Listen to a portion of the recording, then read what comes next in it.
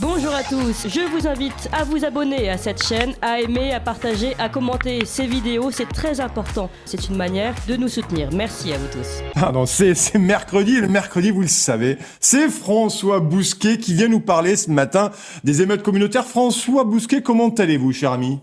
Comme après une nuit d'émeute, une petite gueule de bois, même si ça a été plus calme cette nuit, semble-t-il.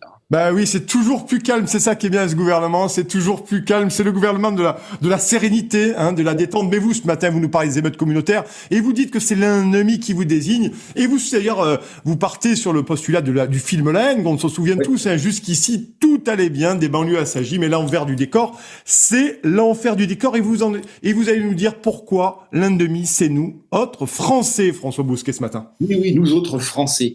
C'est l'ennemi qui vous désigne. La terrible leçon de Julien Freund, un de nos plus grands penseurs politiques, est plus que jamais d'actualité. On peut chercher toutes les explications du monde aux émeutes, mais depuis une semaine, l'ennemi de l'intérieur nous désigne expressément. L'humiliation en direct tous les soirs, et ceci en mondovision, pire que les déculottés que nous avons pu subir au long de notre histoire. Car ce n'est plus à Sedan que le français désormais, c'est à Sevran. Quelle dégringolada, comme on dit au PSG. Le terme de guerre civile est pourtant impropre. Comme l'a justement souligné Mathieu Bock-Côté, c'est plutôt une guérilla menée par un corps expéditionnaire étranger que le regroupement familial a rendu possible. D'ordinaire, les peuples jeunes exportent la violence. Nous, peuples vieux, on l'a importée, comme dans le camp des saints de Jean Raspail. Et il se trouve qu'une 5e colonne a préparé le terrain aux émeutiers. Depuis le 27 juin et la mort de Naël, elle vole à leur secours. Je veux parler de l'extrême gauche, dans un étonnant renversement des rôles. Car les troupes de la France insoumise et d'Europe Écologie Les Verts ressemblent de plus en plus à une armée de supplétifs. Ce sont les supplétifs du décolonialisme, comme il y avait jadis des supplétifs coloniaux. En somme, les tirailleurs de nos anciens tirailleurs. Tout le monde, hors LFI et Europe Écologie Les Verts, a conscience que ce n'est pas la police qui est ciblée, ni seulement l'État ou l'administration, encore moins la République. La République, les émeutiers s'en contrefichent. Ils n'ont jamais molesté un indigène en le traitant de sale républicain. C'est la France, ses symboles, son identité, sa souveraineté qui est visée. Par paresse intellectuelle, on a pris l'habitude de voir le refus d'obtempérer par le petit bout de la lorgnette, c'est-à-dire pour une infraction au code de la route, ce qu'il est en effet, ici commis avec des circonstances aggravantes. Mais il faut élargir la focale pour avoir une vue plus complète.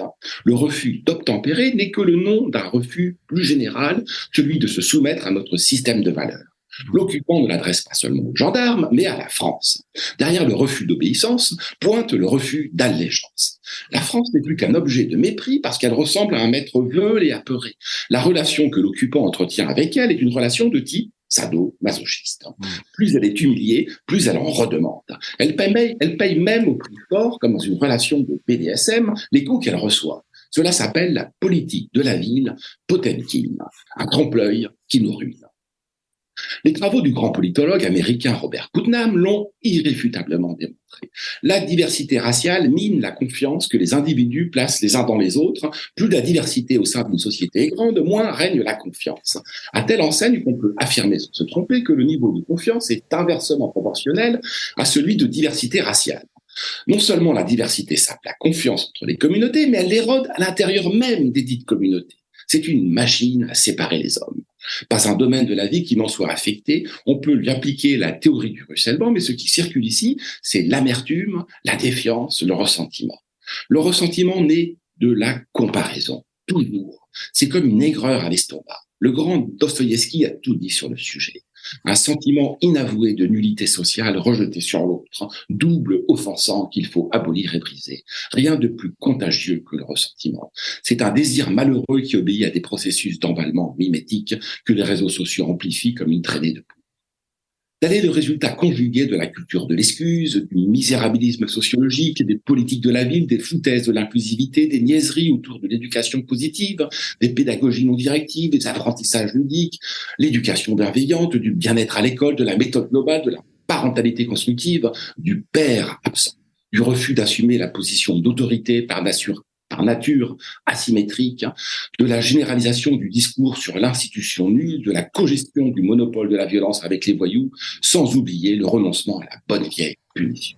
Nul ne l'a dit plus éloquemment que le préfet de l'Hérault. 2 claques et au lit. Tous les élèves chahuteurs et indisciplinés sont passés par là. J'ai toujours en tête la claque magistrale assénée par un frère des écoles chrétiennes quand j'étais en quatrième, il y a 40 ans de cela. J'en ai encore la tête dévissée et la joue rouge brûlante. Et je ne parle pas de celles, je parle des claques, que nous administraient nos pères. Elles ont contribué à nous redresser. Mais que fait-on à la place? Eh bien, on invoque Les Misérables.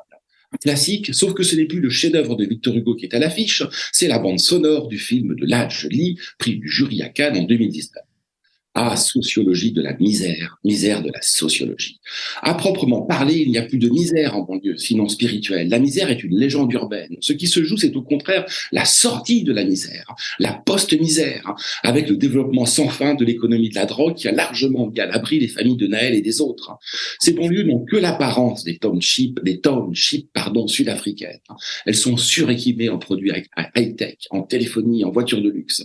Leur population est fascinée par l'Occident terminal, ses produits de marque, son abondance, son confort. Les pillages l'attestent jusqu'à la caricature.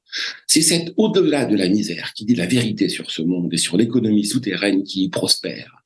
Cette économie a fait émerger un mutant post-social, quelque chose comme un zombie, une armée de zombies, créatures du souterrain, dostoïevskien, justement. Les émeutiers en ont d'ailleurs toutes les caractéristiques. Comme les zombies, ils sortent la nuit. Comme les zombies, ils sont décervelés. Comme les zombies, ils sont hyper violents. Ils ne parlent pas, mais émettent des grognements onomatopéiques. Cela s'appelle d'ailleurs le rap. Et tous les soirs, ils rejouent la nuit des morts vivants. Il y a néanmoins une bonne nouvelle. Enfin, les masques tombent, enfin les yeux se dessillent, enfin le mur du mensonge se fissure. La comédie de l'intégration vire à la tragédie de la désintégration. Gérard Collomb avait pourtant prévenu Macron. Aujourd'hui, on vit côte à côte, je crains que demain, on vive face à face. Nous y voilà. Si le réel, c'est ce qui perdure lorsqu'on a cessé d'y croire, comme le disait le grand romancier Philippe Cadic, eh bien le réel, c'est pour nous ce qui reste au petit matin après une nuit d'émeute. Un chant de désolation et un chant de ruine. Mais sans ce choc, sans ces émeutes, pas de réveil possible.